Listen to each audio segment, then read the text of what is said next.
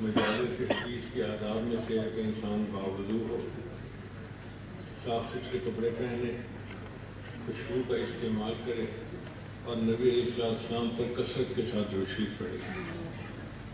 تو چند مرتبہ نبی علیہ السلام پر درود شریف پڑھے۔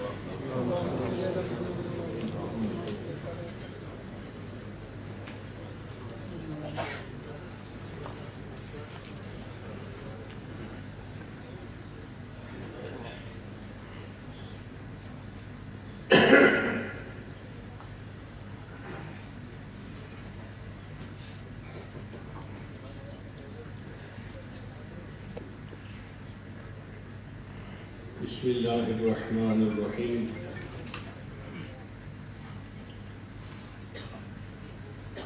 باب قول اللہ تعالی ونضع الموازین القسط لیوم القیامہ وأن أعمال بني آدم وقولهم يوزن وقال مجاهد القسطاس العدل بالرومية ويقال القسط مصدر المقسط وهو العادل وأما القاسط فهو الجائر۔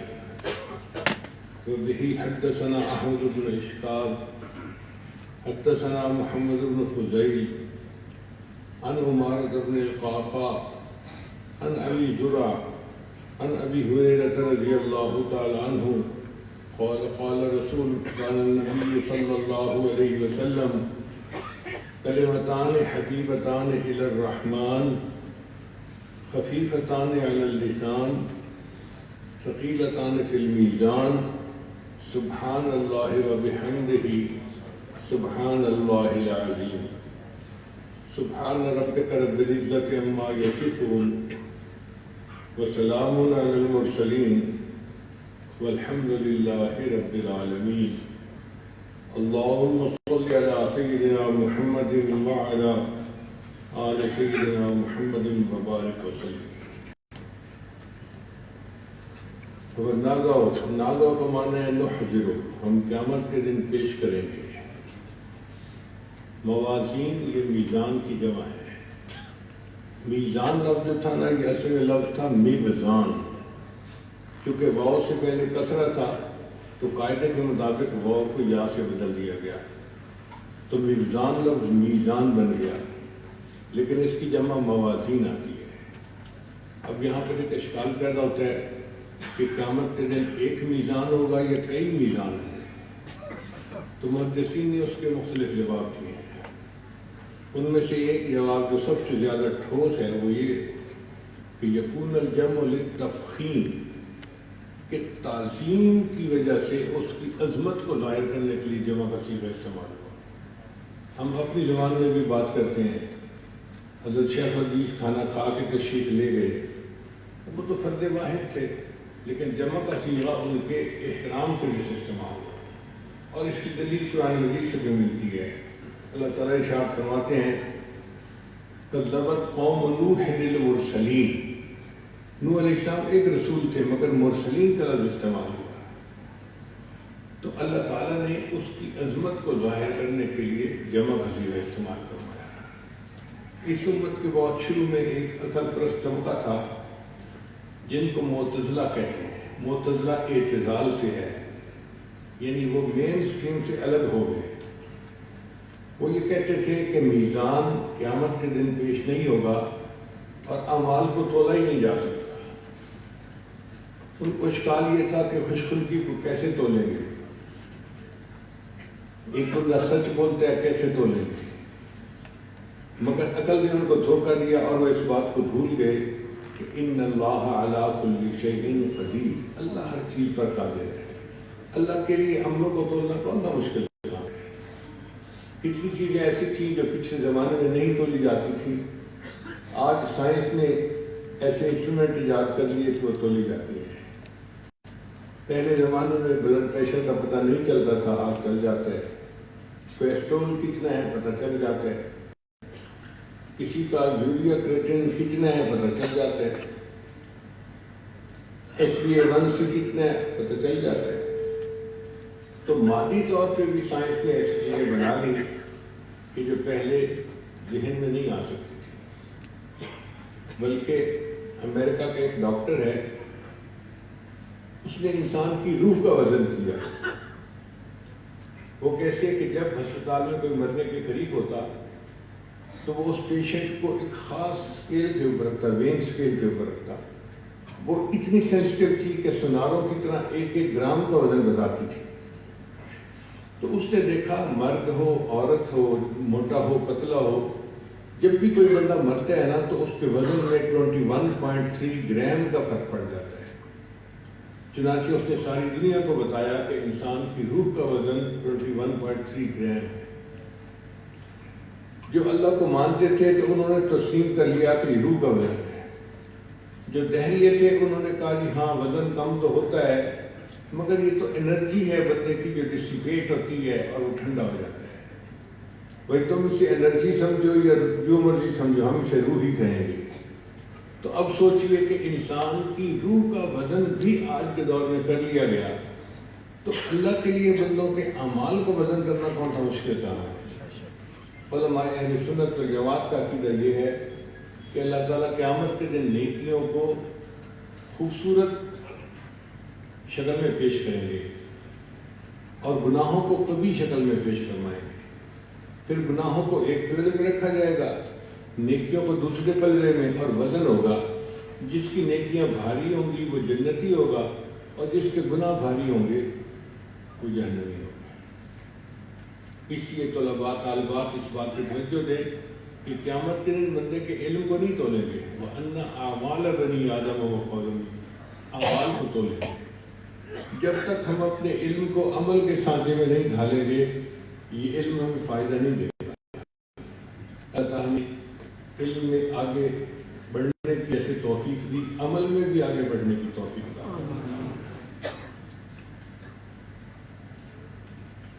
اب اس حدیث مبارکہ کو سیدنا ابو ہریرہ رضی اللہ تعالیٰ عنہ نے نبی علیہ الصلوۃ والسلام سے نقل کیا کہ اللہ کے محبوب نے فرمایا کلمتان، کلمہ عام طور پہ ایک لفظ کو کہتے ہیں ستنا والے، لیکن کئی مرتبہ ایک فکر کو بھی کلمہ کہہ دیتے ہیں، جیسے کلمہ طیبہ، کلمہ شہادت، پورا فکرہ ہوتا ہے کلمہ کہتے ہیں۔ تو کلمتان سے مراد ہوگا کلامان، دو کلام ایسے ہیں حبیبتان الی الرحمن، کیا مطلب؟ محبوب قائلہما، جو ان کو پڑھے گا نا وہ اللہ کو پسند آئے گا، اللہ اس سے پیار فرمائے گا۔ اب دیکھیں گے کتنی بڑی جو ہے نا وہ خوشخبری ہے کہ وہ دو کلمے ایسے ہیں کہ جو پڑھتے اللہ کو پیارا لگتا ہے، اللہ اس کو پسند کرتے ہیں۔ خفیفتان علی اللسان، زبان سے ان کو پڑھنا بہت آسان ہے، ہلکا ہے۔ کچھ حروف ایسے ہوتے ہیں جن کو ادا کرنا ذرا مشکل ہوتا ہے، جیسے حروف قلقلہ، قطب جد اس کا مجموعہ ہے، اور کچھ حروف ہوتے ہیں جن میں سختی ہوتی ہے،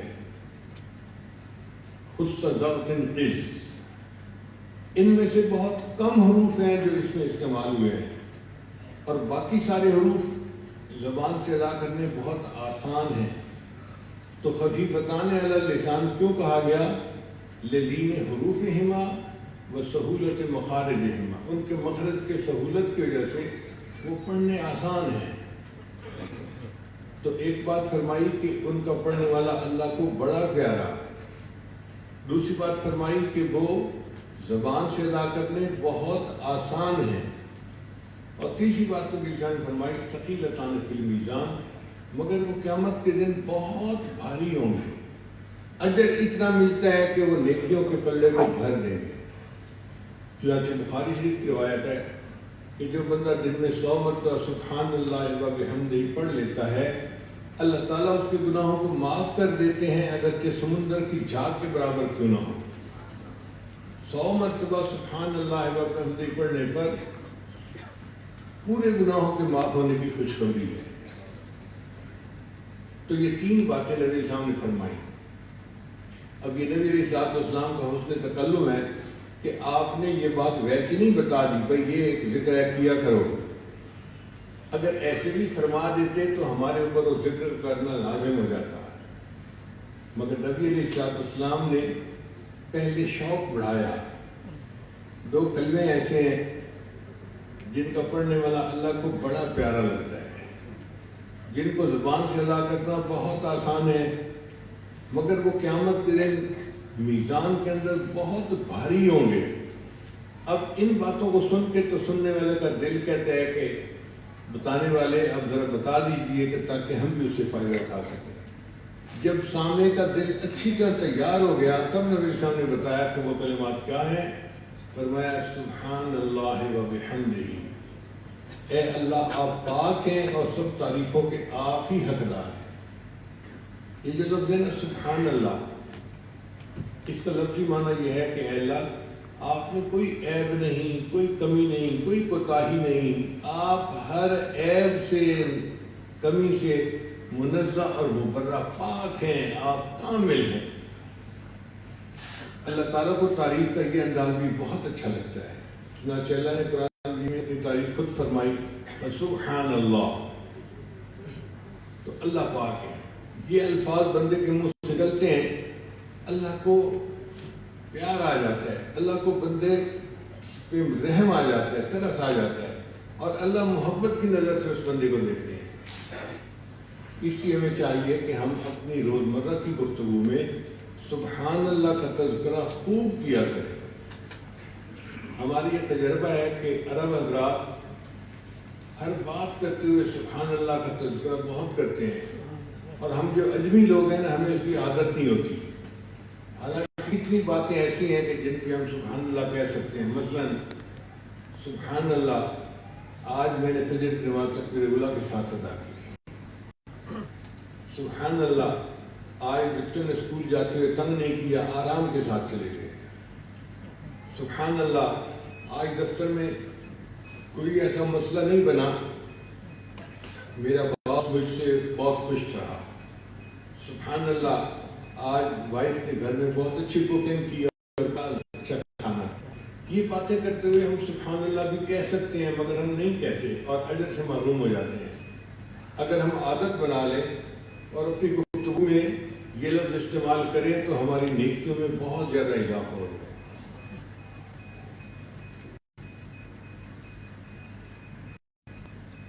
وَبِحَمْدِهِ کا معنی کہ اے اللہ آپ ہی کو سب تعریفیں سجتی ہیں، اور سچی بات یہ ہے کہ تعریفوں کا اصل حقدار اللہ تعالیٰ ہی ہے۔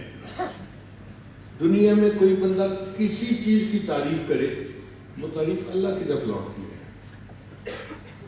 ہم پھول کی تعریف کریں تو یہ تعریف اللہ کی طرف لوٹے گی۔ کس نے پھول بنایا؟ اللہ کی تعریف ہے۔ پھل کی تعریف کرے تو یہ تعریف اللہ کی۔ خامن بیوی کی تعریف کرے، بیوی خامن کی تعریف کرے، ہم اپنے مکان کی تعریف کریں، دنیا میں جس چیز کی بھی تعریف کریں گے تو یہ تعریف کس کی طرف لوٹے گی؟ اللہ رب العزت کی۔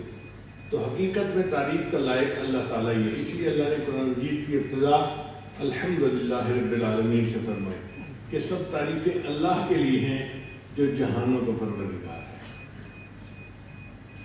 قیامت کے نبی علیہ السلام کا نام احمد ہوگا۔ احمد کا مطلب وہ ذات جو اللہ کی اتنی تعریفیں کرے، اتنی تعریفیں کرے کہ اتنی تعریف کوئی اور کر ہی نہ سکے۔ اور واقعی نبی علیہ السلام کا نام محمد بھی تھا اور احمد بھی تھا، اور نبی علیہ السلام کو جو قیامت کے دن مقام ملے گا اس کا نام ہوگا مقام محمود۔ نبی علیہ السلام فرماتے ہیں کہ میں وہاں جا کر سجدہ کروں گا اور اللہ تعالیٰ کی ایسی تعریفیں کروں گا نہ پہلے کسی نے کی ہوں گی، نہ بعد میں کوئی ایسی تعریفیں کر سکے گا۔ اس لیے نبی علیہ السلام کی امت کا نام قیامت کے دن ہوگا حمادون، اور نبی علیہ السلام کے بعد جو جھنڈا ہوگا اس جھنڈے کا نام ہوگا لواء الحمد، حمد کا جھنڈا۔ اور نبی علیہ السلام کو جنت میں جو محل ملے گا اس گھر کا نام ہوگا بیت الحمد، حمد کا گھر۔ اور جنتی جنت میں جب جائیں گے تو وہاں پہ بھی وہ اللہ کی حمد بیان کیا کریں گے، وکیل الحمدللہ رب العالمین۔ اور جو عرش کے گرد فرشتے طواف کرتے ہیں وہ بھی اللہ کی تعریف کرتے ہیں اور اللہ کی حمد بیان کرتے ہیں۔ تو ہم بھی اللہ کی جتنی حمد بیان کر سکیں کرنی چاہیے۔ ہمارا ایٹیٹیوڈ بہت ڈیفرنٹ ہے۔ کوئی اچھا کام ہوتا ہے نا تو ہم اسے اپنی طرف منسوخ کرتے ہیں۔ ایک نوجوان ہے، جاب کے لیے گیا، اور اس کو جاب مل گئی. واپسی پہ ماں نے کہا بیٹا کیا بنا؟ امی اس نے مجھ سے یہ سوال پوچھا، پھر میں نے یہ جواب دیا اور میں نے سوچا میں یہ بھی بتا دیتا ہوں، اور امی میں نے یہ ایکسپلین کر دیا، اور اب میں جاب مل جو گئی تو اب میں آ گئی. اور اسی نوجوان نے اگر انٹرویو دیا اور جاب نہیں ملی، ماں پوچھتی ہے بیٹا کیا بنا؟ امی جاب نہیں ملی. کیوں بیٹا؟ اللہ کی مرضی. یعنی پٹھے کام تھے، اللہ کی مرضی، اور جب اچھے تھے تو میں. یہ ہماری عادت ہے، ہم ناشکرے لوگ ہیں. قلیل من عبادی الشکور، تھوڑے بندے ہیں جو عبادت و شکر گزار ہوتے ہیں. تو ہمیں چاہیے کہ ہم اللہ کی تعریف کریں. میں ایک بندے کو جانتا ہوں، بزنس مین ہے، گروپ کا چیئرمین ہے، اور اللہ نے اس کو اتنا کھلا رزق دیا ہے کہ اگر وہ 40 فیملیز کا رزق اپنے ذمہ لے لینا کہ میں ان کو سپورٹ کروں گا تو وہ کر سکتا ہے.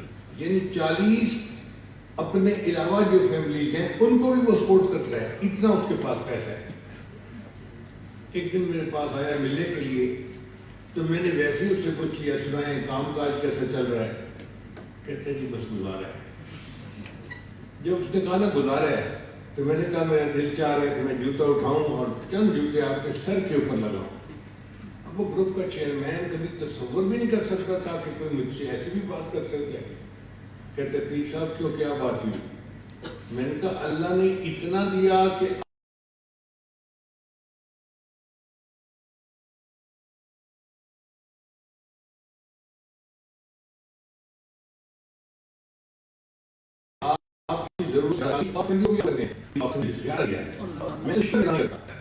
مگر شکر ادا کرنے کے لیے آپ نے منہ بنا کے کہہ رہی ہے جی بس گزارا ہے.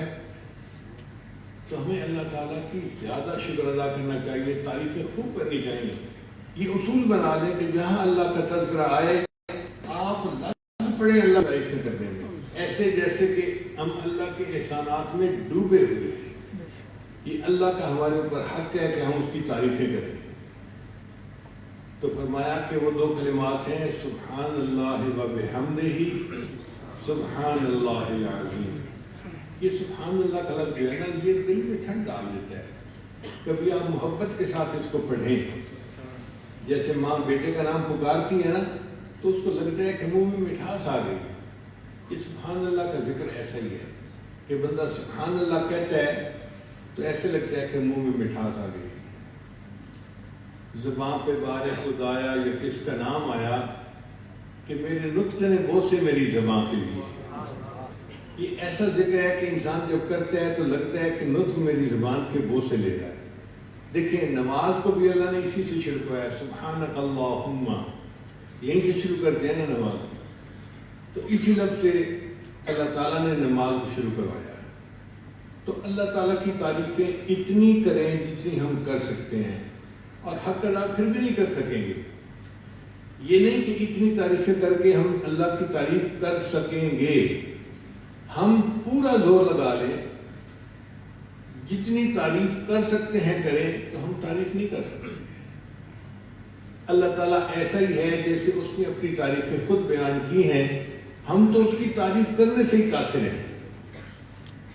ایک مچھر کو کوئی کہے کہ یہ سپر کمپیوٹر کی تعریف کرو تو مچھر کیا تعریف کرے گا؟ ہم مخلوق ہیں، ہمارے پاس وہ صلاحیت ہی نہیں کہ ہم تعریف کر سکیں. اللہ کو جو سب سے زیادہ جانتے تھے وہ اللہ کے محبوب حضرت محمد مصطفیٰ احمد مجتبیٰ صلی اللہ علیہ وسلم، اور انہوں نے یہ فرما دیا اللہم لا احصی ثناء علیک، اے اللہ میں آپ کی تعریفوں کا احاطہ نہیں کر سکتا. انت، تو ایسے ہے، کما اثنیت علی نفسک، جیسے تو نے اپنی تعریف خود بیان کی ہے. تو اللہ تعالیٰ ایسا ہے جیسے اللہ نے اپنی تعریف خود بیان کی. ہم تو تعریف بھی نہیں کر سکتے. چنانچہ ہمارے سلسلہ کے بزرگ تھے امام ربانی حضرت فضیلت علی ثانی رحمۃ اللہ علیہ، میں ان کی ایک عبارت آپ کو پڑھ کے سناتا ہوں کہ دیکھیں انہوں نے اللہ کی تعریف کیسے کی. فرماتے ہیں تمام تعریفیں اللہ تعالیٰ کے لیے ہیں جس نے امکان کو وجوب کا آئینہ اور عدم کو وجود کا مظہر بنایا. وجوب اور وجود اگر کہ حق سبحانہ کی صفات میں سے ہیں لیکن حق سبحانہ و تعالیٰ ان سے بلند ہے، بلکہ وہ اسماء و صفات سے، شؤون و اعتبارات سے، ظہور اور بطون سے، بروز اور مکون سے، تجلیات و ظہورات سے، موصول اور مفصول سے، مشاہدات اور مکاشفات سے، محسوسات اور معقولات سے، موہومات اور متخیلات سے بھی بلند ہے۔ وَهُوَ سبحانہ وتعالی وراء الورا ثم وراء الورا ثم، اللہ اس سے بھی بلند ہے، اس سے بھی بلند ہے، اس سے بھی بلند ہے۔ کسی حمد کرنے والے کی حمد اس کی ذات کی کنہ تک نہیں پہنچ سکتی، بلکہ تمام تعریفوں کی نہایت اس کی عزت کے پردوں سے نیچے ہی رہ جاتی ہے۔ اس ذات پاک نے اپنی تعریفیں آپ ہی کی ہیں اور اپنی حمد کو آپ ہی بیان کیا ہے، پس وہ ذات تعالیٰ آپ ہی حامد ہے اور آپ ہی محمود ہے۔ یعنی اللہ تعالیٰ نے اپنی تعریفیں خود بیان کی ہیں تو وہ خود ہی حامد ہے اور خود ہی محمود ہے، کوئی اور اس کی تعریف کر ہی نہیں سکتا، وہ اتنی بلند ذات ہے۔ اب یہاں پر ایک سوال پیدا ہوتا ہے کہ امام بخاری رحمۃ اللہ نے اس حدیث کو آخری حدیث کے طور پہ کیوں پسند فرمایا؟ اور بھی کوئی احادیث ہو سکتی تھی، تو محدثین نے اس کے مختلف جواب دیے ہیں۔ ایک جواب تو یہ دیا ہے کہ اللہ کا حکم ہے اپنے حبیب صلی اللہ علیہ وسلم کو فسبح باسم ربک حین تقوم، اے میرے محبوب جب آپ مجلس سے کھڑے ہوئے تو اللہ کی حمد بیان کیجیے، تسبیح بیان کیجیے۔ تو نبی علیہ السلام نے اس آیت مبارکہ کے اوپر عمل فرمایا۔ تو امام بخاری چونکہ اتباع سنت پہ بہت خاص اہتمام کرتے تھے، انہوں نے بھی کہا کہ میں وہی کروں گا جو میرے آقا صلی اللہ علیہ وسلم کرتے تھے، اس لیے انہوں نے آخری حدیث تسبیح لکھی اور پھر کھڑے ہو گئے کام کو مکمل کر۔ دوسری بات یہ کہ نبی علیہ السلام کو اللہ نے عمر کے آخری حصے میں تسبیح زیادہ کرنے کا حکم دیا۔ اذا جاء نصر اللہ والفتح ورأیت الناس يدخلون فی دین اللہ افواجا فسبح بحمد ربک واستغفر، اے محبوب اللہ کی تسبیح بیان کیجیے اور استغفار کیجیے، انہ کان توابا۔ تو جس طرح نبی علیہ السلام نے عمر کے میں اللہ کی تسبیح زیادہ بیان کی، امام بخاری رحمۃ اللہ نے اپنی کتاب کے اختتام پر حدیث تسبیح لے کر اس پر عمل کر کے دکھا دیا کہ ہمیں چاہیے کہ ہم اللہ کی تسبیح خوب بیان کریں۔ اور ایک نکتہ یہ بھی ہے کہ سبحان اللہ و بحمدہ سبحان اللہ العظیم ذکر ہے، تو نبی علیہ السلام تو امام بخاری رحمۃ اللہ نے آخری حدیث ذکر والی حدیث یہ منتخب کی کہ وہ طلباء کو یہ پیغام دینا چاہتے تھے کہ اے عزیز طلباء، اگر تم اللہ کا ذکر کثرت سے کرتے رہو گے تو زندگی میں ذکر کثرت سے کرنے والا موت کے وقت بھی اللہ کے ذکر کے ساتھ ہی مرے گا۔ تو ہم اللہ کا ذکر کثرت کریں زندگی میں، اس کی برکت سے اللہ موت کے وقت موت عطا فرمائیں گے۔ اور ذکر کرنے والے کے بارے میں حدیث پاک میں آتا ہے کہ اللہ اس کی قبر کو روشن کریں گے اور اللہ تعالیٰ اس کو قیامت کے بڑے اونچے مرتبے عطا فرمائیں گے۔ لہذا دعا ہے کہ اللہ تعالیٰ ہمیں اپنا ذکر کثرت کے ساتھ کرنے کی توفیق عطا فرمائے۔ جب میں نے بخاری شریف کی حدیث پڑھی تو میں نے عرض کیا کہ استاد جی میرے ذہن میں ایک بات آ رہی ہے۔ کہنے لگی کیا بات آ رہی ہے؟ میں نے کہا کہ پنجابی میں کہتے ہیں کہیں ادائیں گی کہ بلی میں دہیں گی، کہ کسی کو کسی کی فکر ہوتی ہے اور بلی کو ہر وقت دہی کی سوچ ہوتی ہے جو اس کا غم گئی۔ تو میں نے کہا استاد جی میں چونکہ ذکر و سلوک کی لائن کا بندہ ہوں نا، تو ہمارے پاس بہت لوگ آتے ہیں پریشان ہوں، کوئی پڑھنا بتا دیں، بیٹا بیمار پڑھنا بتا دیں، بیوی ناراض پڑھنا بتا دیں، کاروبار اچھا نہیں پڑھنا بتا دیں، تو بہت لوگ پڑھنے کے لیے آتے ہیں۔ تو میرا گمان یہ ہے کہ امام بخاری رحمۃ اللہ نے حدیث تسبیح اس لیے بیان کی آخر میں کہ انہوں نے طلباء کو ایک عمل بتا دیا کہ عزیز طلباء، اب بخاری شریف تو ختم ہو گئی، اب تم اپنے گھروں کو جاؤ گے اور پریکٹیکل لائف میں تمہارا واسطہ پڑے گا۔ کوئی بندہ جاب کرے گا، کوئی کاروبار کرے گا، کوئی قرضوں میں پھنسے گا، کوئی مشکل میں پھنسے گا، تو پریشان ہو کے کہے گا کہ بھائی میں اب کیا کروں ان حالات کے مسئلوں سے نکلنے کے۔ بچیاں جائیں اپنے گھروں میں، ماں باپ ان کے رشتے کر دیں گے، مگر کچھ بچیاں ایسی بھی ہوں گی کہ تعلیم بھی مکمل ہو گئی، شادی کی عمر کو بھی پہنچ گئی، مگر رشتے نہیں آتے۔ اب بچیاں خود تو نہیں کر سکتی، وہ حالات کے اندر بند ہو جاتی ہیں، کر بھی کچھ نہیں سکتے اور نکلنے کا راستہ بھی نظر نہیں آتا۔ تو امام بخاری رحمۃ اللہ نے ان کو عمل بتا دیا کہ اگر تم تسبیح کا ذکر زیادہ کرو گے تو اللہ تعالیٰ تمہیں ان حالات میں سے نکال دے گا۔ اور اس کی دلیل یہ ہے کہ یونس علیہ السلام ایک پیغمبر تھے جو مچھلی کے پیٹ میں چلے گئے۔ اب مچھلی پیٹ کو نہیں لگ رہی تھی کہ باہر نکلنے کی کیا ترکیب ہے، کوئی مخرج نہیں نظر آتا تھا۔ انہوں نے اللہ کی تسبیح بیان کی، لا الہ الا انت سبحانک انی کنت من الظالمین۔ اللہ نے مچھلی کو حکم دیا کہ تم میرے یونس کو کنارے کے اوپر واپس نکالو، چنانچہ مچھلی کے پیٹ سے نجات ملی۔ اللہ تعالیٰ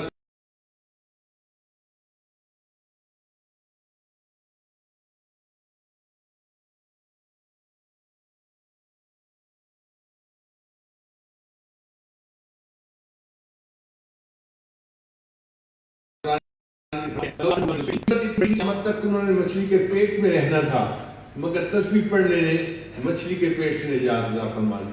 تو کئی مرتبہ لوگ قرض کی مچھلی کے پیٹ میں پھنس جاتے ہیں، نکلنے کا راستہ نظر نہیں آتا۔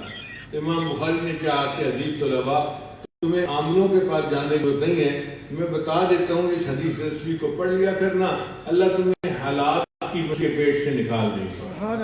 اللہ تمہیں قرض کی مچھلی کے پیٹ سے نکال، اور یہ تجربہ شدہ بات ہے۔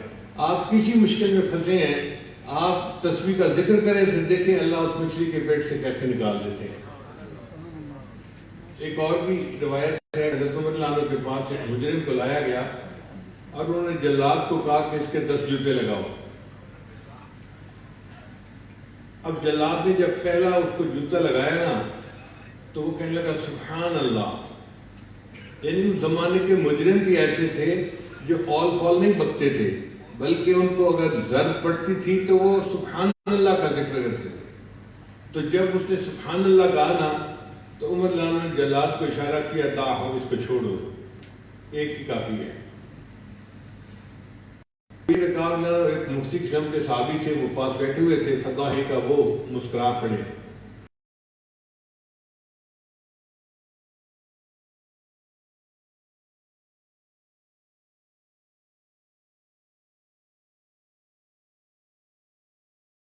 تو عمر نے 10 کا آپ نے حکم دیا تھا، ایک میں معاف کر دیا۔ اس کا مطلب یہ کہ سبحان اللہ کے ذکر نے عذاب کو کم کیا۔ تو یہ سبحان اللہ کا ذکر ہماری زندگی کی مشکلات کو کم کر سکتا ہے، عذاب کو کم کر سکتا ہے اور ہمیں پریشانیوں سے نجات دے سکتا ہے۔ اس لیے امام بخاری نے یہ حدیث آخر میں بیان فرمائی۔ تو ہمارے استاد نے اس جواب کو بہت پسند فرمایا۔ اللہ تعالیٰ ہمیں اللہ تعالیٰ ذکر کثرت کے ساتھ کرنے کی توفیق عطا فرمائے، اور مفتی صاحب کے جو مختلف ادارے ہیں